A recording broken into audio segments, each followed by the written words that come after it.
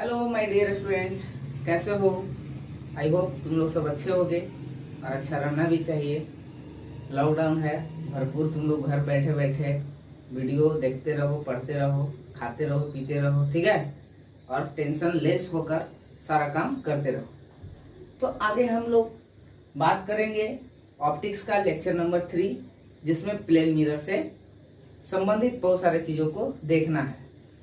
तो प्रीवियस में हम लोग प्लेन मिरर के बारे में पढ़ रहे थे, जिसमें बच्चे प्लेन मिरर में हम लोग दो चीज पढ़ लिए थे। क्या क्या पढ़े थे? आप लोग अच्छे बच्चे हैं, पढ़े होंगे, जान रहे हैं कि एक पढ़े थे हम डिविएशन। कोई भी एक प्लेन सिंगल मिरर होगा तो वहां से डिविएशन का जो वैल्यू था उसका 180 - 2 थीटा था। बट जब दो मिरर आपस में किसी एंगल पर इंक्लाइंड हो जाता है तो नेट डिविएशन का जो फॉर्मूला था 360 - 2 थीटा था। ये फॉर्मूला कब था? When two plane mirrors are inclined at any angle theta. Figure इस तरह से था, दो प्लेन मिरर है। और ये फॉर्मूला हम ये भी बताए थे कि ये फॉर्मूला तभी आप लगा सकते हैं जब दो रिफ्लेक्शन हो रहा होगा, यानी कोई लाइट रे आ रही है, आने के बाद दूसरे मिरर पर जाएगा और फिर से यहां से इसका रिफ्लेक्शन होगा। तो एक रिफ्लेक्शन यहाँ और दूसरा यहाँ, दो रिफ्लेक्शन के केस में ही आप इसका फॉर्मूला यूज कर सकते हैं। आप सोच रहे होंगे कई बच्चे कि इसमें दो रिफ्लेक्शन की जगह 3 4 हो जाएगा तो क्या होगा? तो 3 4 अगर मल्टीपल अगर होगा तो उस वैसे स्थिति में आपको del 1 del 2 del 3 इंडिविजुअली आपको निकालना पड़ेगा इस फॉर्मूले से, ठीक है? तो चलते हैं आगे, हम लोग बात करेंगे, फिर क्वेश्चंस वगैरह आएगा तो क्वेश्चंस में हम लोग देखेंगे। तो चलते हैं तीसरा नंबर में हम लोग इमेज फॉर्मेशन को लेकर आएंगे। यानी आज का जो वीडियो सेशन है उसमें हम लोग इमेज फॉर्मेशन का जिक्र करेंगे। तो सभी बच्चे, मेरे प्यारे बच्चे, आप लोग हेडिंग मार दीजिएगा image formation by the plane mirror, यानी समतल दर्पण द्वारा प्रतिबिंब कैसा बनता है। तो बच्चे थोड़ा इसमें ध्यान दीजिएगा, हम लोग इमेज पढ़ने जा रहे हैं। तो इमेज आप लोग पढ़े होंगे क्लास 10 में, इमेज दो तरह का होता है, एक होता है रियल और एक होता है वर्चुअल। रियल इमेज जो होता है वो अपोजिट यानी उल्टा दिखाई पड़ता है, तो इसलिए रियल के साथ आपको हमेशा एक वर्ड इस्तेमाल करना है इनवर्टेड, जिसको हिंदी में हम लोग वास्तविक उल्टा कहते हैं। अब हम कहाँ पहचानेंगे कि रियल इन्वर्टेड बनेगा? तो बच्चे जहां पर दो रे एक्चुअली मीट कर रहा होगा, when two rays are actually meet at any point, ठीक है? व्हेन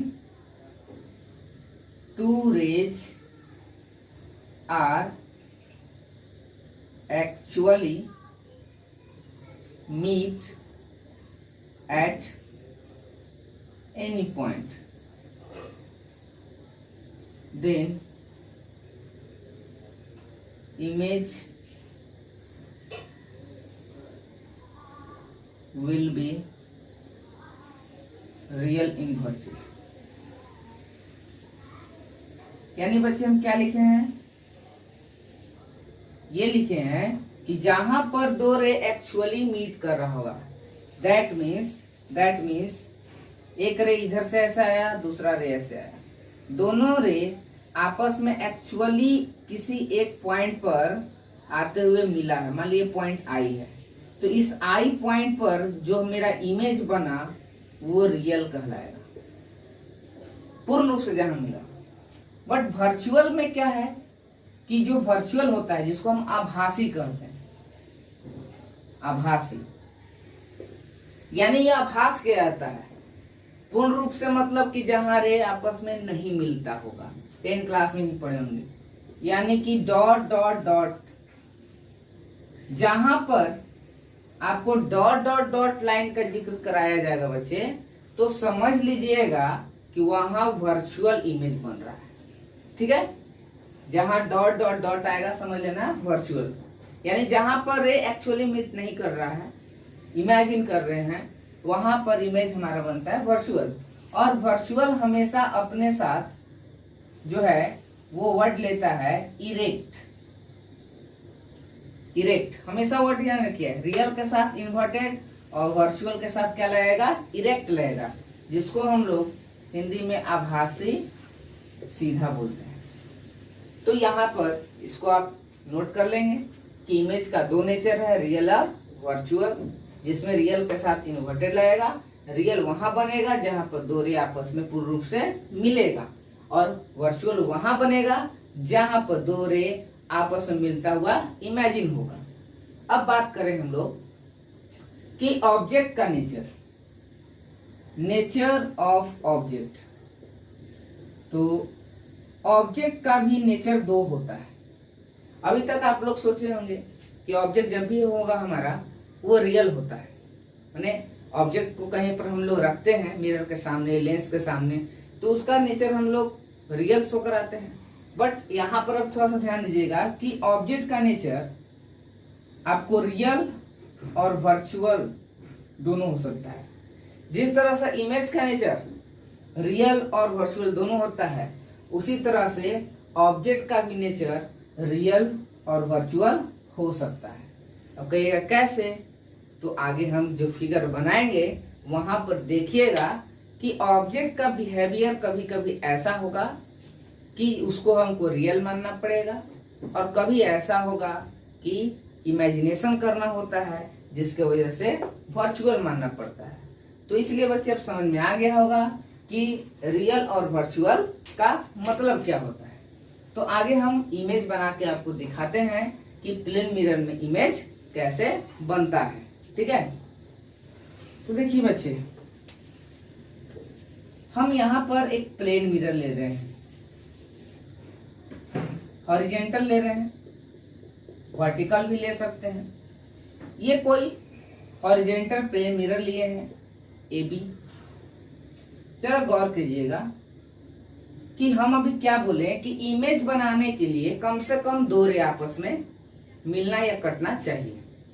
दो रे, दो से अधिक कई खींच सकते हैं, लेकिन मिनिमम आपको इमेज बनाने के लिए कितने रे को आपस में मिलाना होगा, दो रे को। तो देखिए कोई ऑब्जेक्ट हम यहाँ पर ले रहे हैं, ठीक है, एक ऑब्जेक्ट हम ले रहे हैं, क्योंकि इमेज बनाने के लिए ऑब्जेक्ट तो लेना पड़ेगा। ठीक है, अब भाई ऑब्जेक्ट की बात करते हैं तो सब छोटा छोटा क्लास पढ़े होंगे। ऑब्जेक्ट लुमिनियस ऑब्जेक्ट कुछ होते हैं, कुछ नॉन लुमिनियस होते हैं, मतलब जिसको दीप्त और अदीप्त कहते हैं, मतलब जिसका अपना प्रकाश होता है उसको लुमिनियस। जैसे जलता हुआ कैंडल, मोमबत्ती रख दीजिए तो उसके द्वारा अपना एक लाइट निकलेगा, वो लुमिनियस ऑब्जेक्ट है।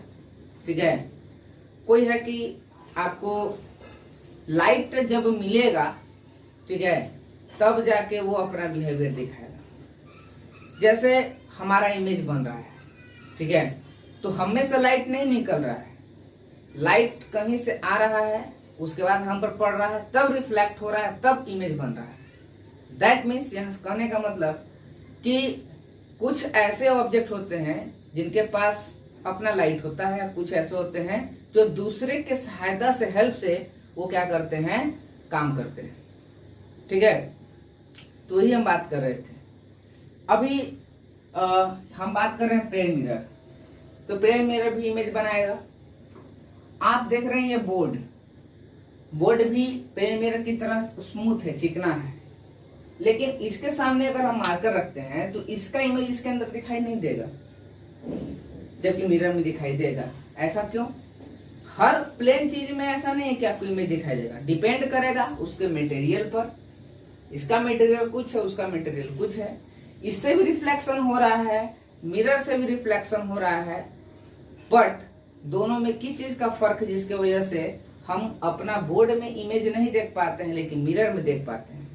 तो फर्क होता है रिफ्लेक्शन का।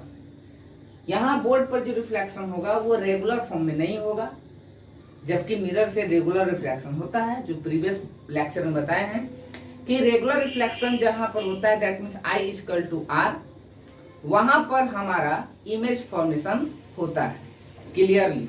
और जहां पर हमारा सही तरीके से रेगुलर रिफ्लेक्शन नहीं होता है वहां पर इमेज हमारा नहीं बन पाता है, नहीं दिख पाता है। ठीक है, तो इस तरह से हम कह सकते हैं कि इमेज का फर्क हो जाता है कि कौन बनाएगा और कौन नहीं बनाएगा। तो मिरर और बोर्ड में फर्क यही है, दीवार से रिफ्लेक्शन हो रहा है लेकिन वो आपका रेगुलर नहीं हो रहा है। ठीक है, तो इस तरह से आगे हम इमेज दिखा रहे हैं आपको। देखिए बच्चे, ऑब्जेक्ट हम यहाँ लिए हैं, अब हम बोले कि 2 रे कम से कम खींचना होगा। तो जरा गौर कीजिए, एक हम ऐसे सीधा डाल दिए। सीधा डालने का मतलब क्या, नॉर्मली इंसिडेंस करा दिए। तो बच्चे अगर नॉर्मली इंसिडेंस करा दिए तो आपको पता है ना कि ये नॉर्मली इंसिडेंस कराने से अपने नॉर्मल से ही वापस रिटर्न कर जाएगा। अब एक और रे तिरछा खींचे हैं, आप इसको और तिरछा खींच सकते हैं, उसको कोई दिक्कत नहीं है। तो खींचे, तो यहाँ पर अब हमको देखना है नॉर्मल। ठीक है, मतलब वो पॉइंट है, ये एंड पॉइंट है, ये नॉर्मल हो गया। अब जितना डिग्री के साथ ये आया है उतना डिग्री के साथ इसको जाना होगा। अब जरा गौर कीजिए कि जो रे मिरर पर पड़ने के बाद रिटर्न हुआ है उसको जरा सा देखते हैं, क्योंकि जब भी इमेज हमको देखना है बच्चे तो एक चीज का ध्यान रखिएगा कि रिफ्लेक्शन के बाद वाला रे कैसा है, कहां से आ रहा है, ये गौर करना है। रिफ्लेक्शन के बाद वाला रे को देखिए कि कहां से आ रहा है। तो देखिए, इसको गौर करिएगा तो ये पता चलेगा कहीं पीछे से आ रहा है, कहीं पीछे से आ रहा होगा। और जब हम इसको देखेंगे इस रे को तो ये लगेगा कि कहीं ये पीछे से आ रहा है। अब यहां से देख रहे हैं कि दोनों रे इस पॉइंट पर मिलता हुआ क्या हो रहा है, इमेजिन हो रहा है। क्या पूर्ण रूप से ये दोनों रे आकर मिला है रिफ्लेक्शन के बाद? सिंपल सी बात नहीं, यानी मिलता हुआ इमेजिन हो रहा है। और जब बच्चे इमेजिन हो रहा है, इसका कुछ नाम रख दे रहे हैं, मान लो ये P है, यहाँ Q है, यहाँ R। इसमें गौर करिएगा कि ये जो PQ का जो हाइट होता है वो बराबर होता है PR का। तो हम PQ को क्या कहेंगे, PQ को हम यहाँ पर बोलेंगे this is the height of object, and PR को क्या कहेंगे, this is the height of image. ये दोनों आपस में इक्वल होते हैं। ये कहलाएगा आपको हाइट ऑफ ऑब्जेक्ट और ये कहलाएगा आपको हाइट ऑफ इमेज। ये आपस में बराबर होते हैं, साथ ही साथ इनका आपस में डिस्टेंस भी बराबर होता है। दैट मीन्स मिरर से कोई ऑब्जेक्ट जितना दूरी पर रहेगा, जितना डिस्टेंस पर रहेगा, उसका इमेज उसके पीछे उतना ही डिस्टेंस पर लाई करता है।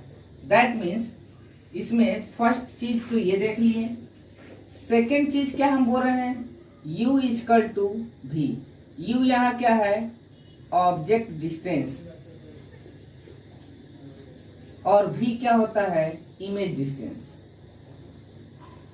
यानी कि अगर मैं इससे मिरर से 10 मीटर पर खड़ा रहूंगा तो मेरा इमेज भी 10 मीटर उस मिरर के पीछे बनेगा। मेरा कहने का सेंस ये है, ठीक है। और अगर ऑब्जेक्ट का हाइट 5 फीट है तो उसका 5 फीट पीछे भी दिखाई देगा। और ये जो बात होता है सारा का सारा परपेंडिकुलर टू द मिरर होता है, यानी किसी भी ऑब्जेक्ट का जो इमेज है वो देखिएगा कहां पर बन रहा है, कैसा बन रहा है, तो परपेंडिकुलर टू द मिरर, ठीक है। यानी तीसरा चीज हम देख रहे हैं क्या, कि इसमें इमेज कैसा बन रहा है, कैसा हो रहा है। तो बोल सकते हैं कि अभी ये दोनों रे आपस में मिलता हुआ इमेजिन हो रहा है, तो बोलेंगे ना वर्चुअल। अभी बस सिखाए ना बच्चे आप लोगों को कि दो रे जहां पर मिलता हुआ इमेजिन होगा तो वहां वर्चुअल बोलना है। वर्चुअल के साथ वर्ड क्या लगाना है, इरेक्ट। अब देख रहे हैं साइज में कैसा है, साइज में कैसा है, तो साइज पता चल रहा है ना, इक्वल साइज का है, यानी कि virtual erect and equal size of the object. यही आपसे कोई पूछे प्लेन मिरर में एक्चुअल उसका नेचर कैसा होता है, इमेज का नेचर कैसा होता है, प्लेन मिरर में इमेज का नेचर कैसा होता है, तो बोल देना है virtual erect and equal size of the object. ठीक है, और साथ ही साथ कि यहां पर जो भी इमेज बनता है वो इमेज परपेंडिकुलर टू द क्या होगा, मिरर। ठीक है, यानी image is always perpendicular to the mirror. ये बात हमेशा दिमाग में रखिएगा कि कभी भी मिरर के सामने कोई ऑब्जेक्ट रहेगा तो उसका इमेज हमेशा उसके सामने परपेंडिकुलर पोजीशन पे होगा। ठीक है, पहला चीज, जैसे ये अगर हम बोल रहे हैं कि ये हम मिरर ऐसे खड़ा कर दिए और यहां से कोई ऑब्जेक्ट रखा हुआ है, ठीक है, कोई ऑब्जेक्ट है ए बी, तो इसका जो इमेज है, ठीक है, इसके पीछे उतना ही दूरी पर, अगर ये x डिस्टेंस मान लेते हैं तो x डिस्टेंस पीछे उतना ही दूरी पर उतना ही हाइट का बनेगा ये a डैश b डैश। मेरा कहने का सेंस ये था, और ये हमेशा क्या होगा, परपेंडिकुलर टू द मिरर होगा, हमेशा परपेंडिकुलर होगा। ठीक है, ऐसा नहीं है कि तिरछा बनेगा। अब इसी मिरर को थोड़ा हम इंक्लाइंड कर देते हैं बच्चे, थोड़ा इंक्लाइंड कर देते हैं, ऐसे बना देते हैं और बोलेंगे कि एक ऑब्जेक्ट यहाँ रखा हुआ है और बोलेंगे कि पहचानिए कि इसका इमेज कहाँ बन रहा है। यह I1, I2, I3, I4 कहाँ बन रहा है, तो जो यहां से परपेंडिकुलर वाला टर्म होगा, ये देखिए अगर हम ऐसे करते हैं तो कभी भी ये परपेंडिकुलर ये नहीं हो रहा है। I1 की अगर हम बात करेंगे तो कभी भी परपेंडिकुलर आपका नहीं हो रहा है, परपेंडिकुलर आपका ये, यानी I2 आपका जो हो रहा है वो परपेंडिकुलर हो रहा है किसके, इस मिरर के, ये नाम दे दिए अगर हम एमएन, तो इस एमएन मिरर के जो परपेंडिकुलर है, इस ऑब्जेक्ट का परपेंडिकुलर पोजीशन जो होगा उसी के पीछे जो होगा आपका इमेज बनेगा। मेरा कहने का सेंस ये था, यानी ना ही इमेज यहाँ बनेगा, ना ही यहाँ बनेगा, ना ही यहाँ बनेगा, ये पोजीशन मेरा कहने का सेंस था। आई होप ये अब अच्छी तरह से समझ रहे होंगे कि मेरा कहने का सेंस क्या था। ठीक है, आगे मैं बात कर लूं इसका कि अभी मैंने इमेज दिखाया एक नॉर्मली इंसिडेंस कराकर और एक तिरछा खींचकर, लेकिन ऐसा नहीं है कि हम नॉर्मली ही खींच सकते हैं। आप कितने भी रे को आप मतलब कि किसी भी तरह से खींच सकते हैं। हम देखिए तिरछा खींचकर ही दिखा रहे हैं। अभी आप लोग इतना नोट कर लीजिएगा, फिगर बना लीजिएगा, पहले तो हेडिंग ये मार लेना है फिगर, और उसके बाद जो यहाँ दिख रहा है बच्चे वो। ठीक है, चलिए स्क्रीनशॉट ले लीजिएगा, आगे हम बढ़ते हैं।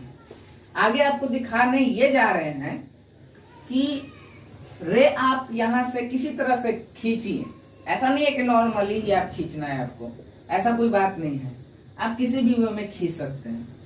देखिए उसका भी आपको जो इमेज होगा वो परपेंडिकुलर ही दिखाई देगा, ऐसा नहीं है कि नॉर्मली सर जी खींच दिए और बन गया नॉर्मली, तो ऐसा फ्रेम नहीं रहना है। ठीक है, कभी भी साइंस पढ़ रहे हो बच्चे तो उसका लॉजिक आपको हर चीजों से सेटिस्फाइड होना चाहिए। तो अब देखिए हम किसी ऑब्जेक्ट को यहाँ पर ले रहे हैं, ऑब्जेक्ट ले रहे हैं, इसे हम तिरछा खींच रहे हैं, ऐसा नहीं अभी सीधा खींचे थे, तिरछा खींच रहे हैं दोनों रे को। एक रे ऐसा खींच दिए, ये भी तिरछा है, और एक और रे खींच दिए, ये भी तिरछा है। और भी खींच सकते हो, 3 4 5 जितना मन करे उतना खींच दो, तुम्हारा पेन है, तुम्हारा जो भी है कॉपी है, कितना भी खींच दो, तुम्हारी मर्जी। तो देखो यहाँ पर ऑब्जेक्ट है, ठीक है, हमने 2 रे खींचे हैं। 2 रे भाई किस लिए, पहले में है कि हमको इमेज बनाने के लिए मिनिमम 2 रे की जरूरत होती है, मैक्सिमम आपका मन। तो चलिए 2 रे खींच दिए। अब यहाँ से नॉर्मल तो बनाना पड़ेगा भाई, नॉर्मल ना बनेबा तो फिर रिफ्लेक्शन कैसे दर्शेबा, बात है ना। तो नॉर्मल बना दिलवा। अब रिफ्लेक्शन देखा, यहाँ से ऐसे जितना से आए उतना से जाए। तो अगर ये थीटा से है तो थीटा से ले जाते हैं, क्या दिक्कत है। अब यहाँ से सेकेंड रे को देखिए, ये फर्स्ट रे था, ये सेकेंड रे है। सेकेंड रे पे गौर करिएगा, यहाँ भी आपको नॉर्मल बनाना पड़ेगा। आप लोग खुद समझदार हो बच्चे। यहाँ पर थीटा दिए हैं, यहाँ अल्फा दे देते हैं, तो यहाँ भी अल्फा से ही जाएगा। ठीक है, चलो जी, अल्फा कमांडो। अब यहाँ से देखो तुम लोग कि अल्फा से आया, अल्फा से गया। अब हम बात क्या किए थे, बात ये किए थे कि रिफ्लेक्शन के बाद वाला रे को देखिए कि कहाँ से आ रहा है। तो रिफ्लेक्शन के बाद वाला यानी कि ये पहला फर्स्ट था, ये सेकेंड था। इसको पीछे की तरफ बढ़ाते हैं, इसको पीछे की तरफ बढ़ाएं। तो पीछे की तरफ जब इसको हम टेंस करेंगे, बढ़ाएंगे, तो कुछ ऐसा आपको दिखाई देगा। और इसका भी दिखाई देगा आपको कुछ इस तरह से। यहाँ थोड़ा हो सकता है थोड़ा बहुत इधर उधर, तो उससे आपको घबराना नहीं है। चलिए, तो यहाँ से देखिए, इसको भी पीछे की तरफ अगर हम बढ़ाते हैं तो ये किसी एक पार्टिकुलर पॉइंट में मिलता हुआ इमेजिन होता है, जिसमें हमको पता चलता है कि यहाँ पर मान लीजिए कि अभी हम P एंड Q और यहाँ R दे दें बच्चे। तो आपको अब देखिए, ये PQ और ये QR दोनों का साइज फिर से हो गया, बराबर हो गया। और देखिए, तो ये परपेंडिकुलर, यहाँ से भी परपेंडिकुलर, यानी कि ऑब्जेक्ट का जो पोजीशन है वो परपेंडिकुलर है किसके, मिरर के। तो उसका इमेज भी आपका क्या है, परपेंडिकुलर है मिरर के। यानी कि if position of the object is perpendicular to the mirror, then position of image also perpendicular to the mirror। ये चीज अब समझ में आ गया होगा, ठीक है, अब दिक्कत नहीं है। तो चलिए, इमेज फॉर्मेशन मेरा क्लियर हो गया कि क्या हम कह रहे थे। अब थोड़ा ये आपको हम डिस्कस कर देते हैं कि कोई भी प्लेन चीज होगा तो ऐसा नहीं है कि उसमें इमेज बन रहा होगा, और ऐसा नहीं है कि उसमें इमेज क्लियर आपको दिखाई दे। तो उसके पीछे रीजन क्या है, तो उसके पीछे रीजन ये है कि भी बताएं, रेगुलर रिफ्लेक्शन वाला चीज, रेगुलर रिफ्लेक्शन वाला चीज बोर्ड भी जैसे है। ये जैसे अभी हम बोले कि ये मिरर है, मिरर में एक्चुअल में क्या होता है वो हम आपको दिखा रहे हैं। ये मान लिया कि आपका एक कैंडल है, मोमबत्ती, यहां से बहुत सारे रे ऑफ लाइट निकल सकते हैं। तो बहुत सारे जो रे ऑफ लाइट निकलते हैं, कैसे निकालें और एक कैसे निकालें। ये तो नॉर्मली गया, नॉर्मली आ गया, ये ऐसे गया, ये ऐसे आया। अब इसको हम पीछे की तरफ इमेजिन करेंगे, ये भी पीछे की तरफ जाएगा। तो इस कैंडल का जो इमेजिनेशन है बच्चा, ये जो कैंडल का जो हाइट है, वो कैंडल को अगर हम ट्रेस करेंगे अपने आइज से तो लगेगा कि वो कैंडल जो है वो पीछे से बर्न हो रहा है। मेरा कहने का सेंस ये था। तो ये मिरर से हम बात कर रहे हैं, मिरर से तो पता हमको चल जाएगा, लेकिन कुछ और सरफेस अगर हम लें तो एक्चुअल में होता क्या है। ये कोई सरफेस है, मिरर को छोड़ो, कोई और सरफेस। तो एक्चुअल में क्या होता है, बहुत सारे लाइट रे जब आती है, गौर कीजिएगा, मिरर में और दूसरे सरफेस में क्या फर्क होता है। अगर पैरेलल बहुत सारे रे ऑफ लाइट लाएं तो होता क्या है कि मिरर क्या करता है कि जितने रे ऑफ लाइट आता है उसका क्या करता है, एक रेगुलर पैच बनाता है, एक सेम प्लेन तक। कॉलिनियर उसका पैटर्न होता है। कॉलिनियर पैटर्न होने से क्या होता है कि सभी सही तरीके से रिफ्लेक्ट करता है, जिसके वजह से ये जितना रेज था, ये इधर से, ये इधर से, ये इधर से इमेजिन हो रहा है, उसको हमारी आईज आसान तरीके से क्या करती है, ट्रेस कर लेती है कि अच्छा ये जो इमेज दिख रहा है वो कहाँ दिख रहा है, इसके पीछे से दिख रहा है। दैट मीन्स ये पीछे इसका इमेज बन रहा है बच्चे। लेकिन यहाँ पर अगर हम कोई दूसरा सरफेस लेते हैं जो रफ थोड़ा होता है और कुछ अलग मटेरियल का बना है, जैसे बोर्ड है, दीवार है, तो उसमें क्या होता है कि यही रेज जब जाती है तो कुछ अंदर, कुछ यहाँ हो गया, कुछ यहाँ हो गया, तो इसके बीच रेगुलर पैच नहीं बन पाता है। यानी कि कहने का मतलब कॉलिनियर पैटर्न यहाँ नहीं शो कर पाता है। कॉलिनियर पैटर्न नहीं शो करने से जो रे का डायरेक्शन है, ये रिफ्लेक्टेड रे, ये जो रिफ्लेक्टेड रे का डायरेक्शन है वो कुछ चला जाता है अलग, कुछ ऐसा चला जाएगा, इसी में दिखा रहे हैं, कुछ ऐसा चला जाएगा, कुछ इधर भाग जाएगा, ठीक है, कुछ इधर भाग जाएगा, जिसके कारण हमारी आई इस रे को, रिफ्लेक्टेड रे को ट्रेस नहीं कर पाती है, जिसके कारण आप समझ सकते हैं कि आपको इमेज दिखाई देगा ही नहीं। तो अब आपको दिमाग में क्लियर हो गया होगा कि हर चीज प्लेन हो और हर चीज स्मूथ हो तो ऐसा नहीं है कि उसमें इमेज बन जाए।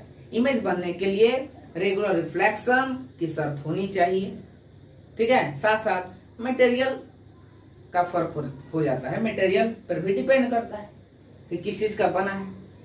तो चलिए हम लोग इमेज फॉर्मेशन देख लिए। अब हम लोग आगे बात करते हैं इसमें कि इमेज फॉर्मेशन के तहत क्या इंफॉर्मेशन हमको मिला। तो इंफॉर्मेशन एक हमको यहां पर मिलता है क्या कि height of image height of object के बराबर था, और दूसरा चीज कि इमेज डिस्टेंस और ऑब्जेक्ट डिस्टेंस आपस में बराबर थे। हमको ये इंफॉर्मेशन मिला जो कि आपको पहले लिख चुके हैं, लिख दिए हैं, ठीक है। तो इस तरह से आपको एक कोई प्लेन मिरर है, इंफॉर्मेशन हमको क्या मिला कि कोई ये ऑब्जेक्ट है, ये ऑब्जेक्ट का हाइट जितना होगा, जितना हाइट ऑफ ऑब्जेक्ट होगा उसका इमेज भी उतना ही हाइट का होगा। साथ साथ ये जितना दूरी पर होगा, x दूरी पर होगा, तो उसका इमेज भी उतना ही दूरी पर होगा। ये ठीक है, ये दो इंफॉर्मेशन। अब हम लोग थोड़ा सा देखेंगे पॉइंट ऑब्जेक्ट का, पॉइंट ऑब्जेक्ट के द्वारा कैसे इमेज फॉर्म होता है। Image formed by the point object.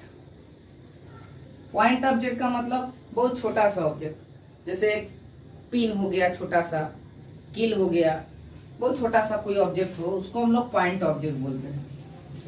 तो बच्चे देखिए, ये कोई मिरर है और इसका यहाँ पर कोई ऑब्जेक्ट रख दिए हम, जिसको हम बोल रहे हैं पॉइंट ऑब्जेक्ट। अब यहां से ऐसे बना सकते हैं, एक रे ऐसे खींच दिए और एक रे ऐसे खींच दिए। तो ऐसे खींचने के बाद इसका रिफ्लेक्शन ऐसे हो जाएगा, क्योंकि ये तो नॉर्मल बनेगा, इसका ऐसे हो जाएगा, ये नॉर्मल बनेगा। दोनों रे को आप बढ़ाइएगा, रिफ्लेक्टेड रे को, इसको पीछे की तरफ,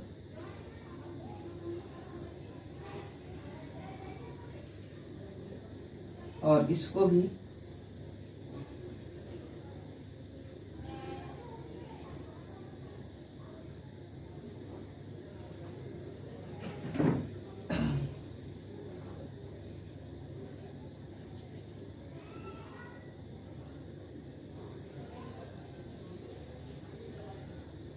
तो देखिए इसका इमेज यहां पर शो हो रहा है, देख रहे हैं। ये पॉइंट ऑब्जेक्ट द्वारा हम आपको दिखाए हैं। थोड़ा सा फिगर देख लीजिएगा, अच्छे से अपने से बना लीजिएगा। यहां से अगर हम इसको बोले ये पी पॉइंट है, तो ओ से लेकर पी और पी से लेकर यहां अगर हम पॉइंट बोले आई, तो ओ से पी और पी से आई क्या है, आपस में बराबर है। पहले आपको हाइट के माध्यम से दिखाएं और अब आपको दिखा रहे हैं पॉइंट ऑब्जेक्ट, कि अगर मेरा ऑब्जेक्ट पॉइंट के रूप में हो और मिरर के एक्सिस पर ही लाई कर रहा होगा, तो उसका इमेज आप ऐसे दिखा सकते हो, ठीक है। इसमें भी वही चीज है। तो अभी देखिए यहां पर जो मेरा ऑब्जेक्ट है, वो ऑब्जेक्ट का जो नेचर होगा वो क्या कहलाएगा, रियल। अब यहाँ पर देखिए आपको सबसे इंपॉर्टेंट पॉइंट मिलने जा रहा है। इस रियल ऑब्जेक्ट का इमेज कैसा है? तो वर्चुअल है।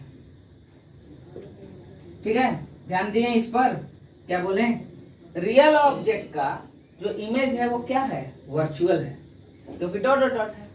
अब आगे आपको तो बच्चे अब हम यहाँ पर दिखाएं क्या कि रियल ऑब्जेक्ट का इमेज बन रहा है वर्चुअल। तो जैसा कि आप लोग जानते हैं 10 क्लास में पढ़े होंगे कि प्लेन मिरर हमेशा वर्चुअल इमेज बनाता है, लेकिन आज जो बताने जा रहे हैं कि ऐसा जरूरी नहीं है कि ये वर्चुअल इमेज ही बनाए। हाँ, ये इसका रियल नेचर है कि वर्चुअल बनाता है, बट किसी सिचुएशन में ऐसा हो सकता है कि ये जो है प्लेन मिरर वो रियल इमेज भी बना सकता है। माने ये ऑलवेज ट्रूथ नहीं है, ये ऑलवेज सच नहीं है कि ये सिर्फ वर्चुअल इमेज बना सकता है। ठीक है, यानी ये वर्चुअल इमेज के जगह पर रियल इमेज भी बना सकता है। कैसे?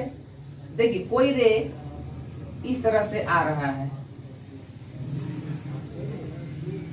अब गौर कीजिए कि ये जो रे आ रही है इस तरह से, इसको थोड़ा और नीचे हम ले लेते हैं, ऐसे आ रही है। गौर कीजिएगा कि ये रे मिलेगा कहाँ? तो कहीं पीछे बढ़ाएंगे, मतलब आगे की ओर इसको बढ़ा दिए। ठीक है, लेकिन यहां से ये तो जाता हुआ इमेजिन कर रहे हैं ना, बट रिफ्लेक्शन तो यहीं से होगा। ये रिफ्लेक्शन कराएं, क्योंकि नॉर्मल तो यहां बनेगा, इसका भी रिफ्लेक्शन करा दीजिए नॉर्मल बनाने के बाद। यहां भी गौर करिए, आप यहां पर देख रहे हैं बच्चे कि ये दो रे, गौर करिएगा, ये जो रे आ रही थी यहां आया खट, देखिए तो यहां से आया यहाँ, एक पॉइंट लिए P, यहाँ Q। देखिएगा, एक Q पर आया, एक P पर आया, और रिफ्लेक्शन के बाद यहां गया, एक पॉइंट ले लेते हैं सपोज T। रिफ्लेक्शन के बाद यहां से T पर आया, यहां से भी Q के रे आने के बाद T पर गया।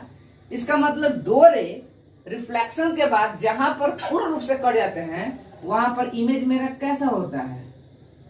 रियल होता है। अब बात आती है कि ठीक है, यहाँ इमेज तो रियल बन गया, लेकिन इसके लिए ऑब्जेक्ट कहाँ है? तो भाई ऑब्जेक्ट जो रे आ रही है ना, अब ये रे कहाँ से आ रहा था, अब हम इसको अंदाजा नहीं लगा रहे थे, लेकिन इसी को हमने क्या किया कि आगे की ओर बढ़ाया, तो हमको पता चला ये डॉट डॉट लाइन से कि ऑब्जेक्ट कहीं यहाँ पर है, ऑब्जेक्ट कहीं इस पॉइंट पर है। तो बच्चे देखिए, तो यहाँ डॉट डॉट डॉट ना है जी, तो डॉट डॉट यानी ऑब्जेक्ट का जो नेचर है वो कैसा हो गया? वर्चुअल। तो यही बात समझाना चाह रहे थे कि जब आपका ऑब्जेक्ट का नेचर रियल रहता है तो इमेज है वर्चुअल, लेकिन जब आपका रियल इमेज बन गया प्लेन मिरर में तो ऑब्जेक्ट का नेचर क्या हो गया? वर्चुअल। यानी कि रियल, यानी कि प्लेन मिरर रियल इमेज भी बना सकता है। अब इस बात को भूलिएगा नहीं। कोई आपसे पूछ दे कि क्या प्लेन मिरर हमेशा वर्चुअल इमेज ही बनाएगा? इट इज ऑलवेज ट्रू, तो बोलना है no, it is not always true, ये हमेशा सत्य नहीं है। ठीक है, अब समझ में आना चाहिए जवाब इस तरह से। तो फिगर आप लोग पॉइंट ऑब्जेक्ट का बना लीजिएगा। ठीक है, आगे अब हम लोग number of image formation by the plane mirror, यानी कि जब कोई दो मिरर यहाँ रहेगा किसी भी एंगल पर इंक्लाइंड, पढ़े होंगे बचपन क्लास में, लेकिन थोड़ा उससे हम लोग हटके यहाँ पर बात करेंगे। कुछ एंगल थीटा पर अगर खड़ा रहता है, ठीक है, तो ऐसे सिचुएशन में आपको कहेगा कि n बराबर क्या होगा, नंबर ऑफ इमेज कितना होगा। तो पहले आपको हम इसका डिटेल आपको देखेंगे, स्टडी कराएंगे। हाँ, तो बच्चे हम लोग number of image formation by the plane mirror की बात कर रहे हैं। इसमें हम लोग देखेंगे कि दो मिरर जब किसी भी एंगल पर होता है, आप लोग पढ़े होंगे, when two mirrors are inclined at any angle then find number of images, तो कितने इमेज की संख्या होगी। तो देखिए, दो मिरर यहाँ पर दिख रहे हैं जो किसी एंगल थीटा पर है।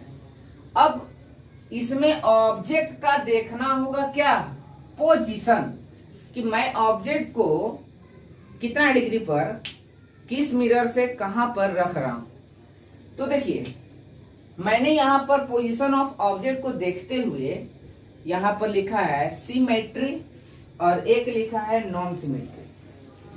तो सिमेट्री क्या कहता है, कहता है कि अगर कोई ऑब्जेक्ट का पोजीशन दोनों मिरर से सेम एंगल पर बाइसेक्ट करे तो उसी को बोलते हैं सिमेट्री। मतलब कि अगर ये थीटा जितना है 60 डिग्री पर और हम ऑब्जेक्ट को ऐसा रखते हैं कि दोनों मिरर से 30 डिग्री पर आ जाए, उसके हाफ हाफ पर, तो बोलेंगे क्या है, सिमेट्री। और अगर एक से हो जाए 20, दूसरे से हो जाए 40, तो उसको बोलेंगे नॉन सिमेट्री। तो बच्चे सिमेट्री कंडीशन में जब आपको फॉर्मूला, एक डायरेक्ट पहले फॉर्मूला लिख रहे हैं, उसके बाद उसका कंक्लूजन देखेंगे। तो फॉर्मूला क्या है, ऑड रहेगा तो n बराबर 360 बटे थीटा माइनस 1, और इवेन भी रहेगा 360 बटे थीटा माइनस 1। यानी दोनों के कंडीशन में यही, ये ध्यान में रखना है। सिमेट्री में चाहे रेशियो कटने के बाद ऑड आए चाहे इवेन आए, आपको 360 बाई थीटा करके और एक घटा देना है।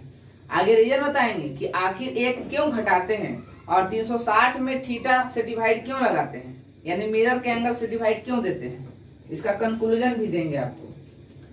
10 क्लास में कंक्लूजन नहीं पढ़े होंगे, लेकिन यहाँ आपको कंक्लूजन दिखाएंगे।